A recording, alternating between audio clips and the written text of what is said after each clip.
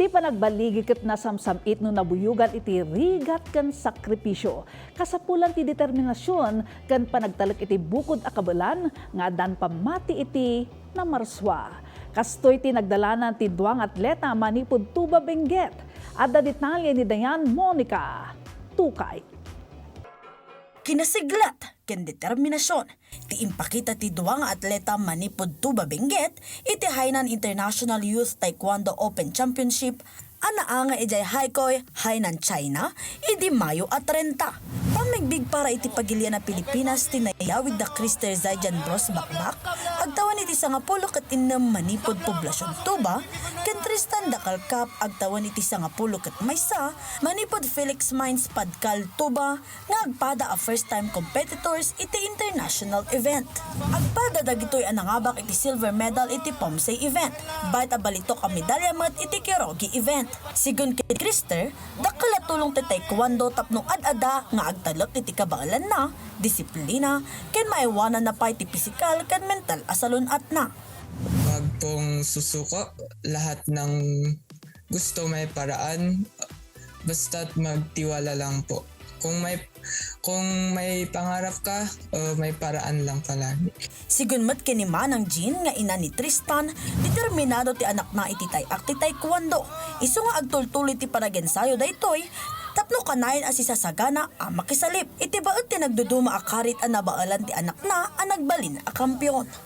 So itong napili mo na sport, since yun nga yung naging passion niya talaga yung nagtuloy na nung naranasan niya yung taekwondo. So siya na yung talagang nagpupursige na mag-training na kahit hindi namin pilitin. So ipagpatuloy mo lang yan anak para at least kung ano man yung magiging competitions mo pa, nasasalihan, lagi lang kaming naandyan para sa'yo. Sigun mat kini Coach Eric, nupay pisikal ken mental a nakasagana ti duwang atleta sakbay a naawat dati imbitasyon, nagbalin akarit ti sobra at timbang dagitoy.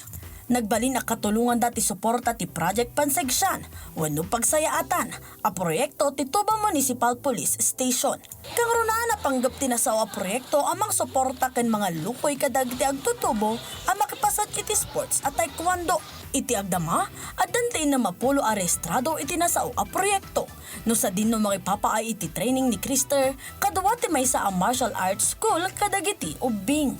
Sa mga kabataan ng ma'am, yung kabataan ng Tuba, inaanyayaan namin sila, inaanyayaan namin kayo na sumali sa project ng Tuba MPS na ito, Pansegsyan, para sa ikabubuti rin nila ma'am.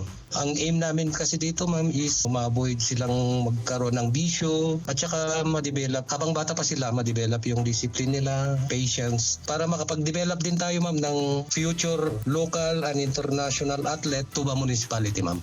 At dagiti pagdagiti biyag asaan anam namaan. Dagiti kanito nga awan ti umno a direksyon. Nang runa no awan a pulos ti ideya ti tao, no sa dino ti pagturungan ti ina panagdalyasat. Nupay kasta, kadagitoy agundaway, ikagumaan tayo apelyen ti nalintag adana, ang mga tunda kada tayo iti narimat ang masakbayan, babaan iti panagbinor, iti anyaman nakabaalan tayo, ang mabuyugan iti panagtalak tayo, iti namarswa. Krister Zaijan Bros Bakbak, ken Tristan Dakal Cup, pudno a pagwadan, ken naidumduma kayo.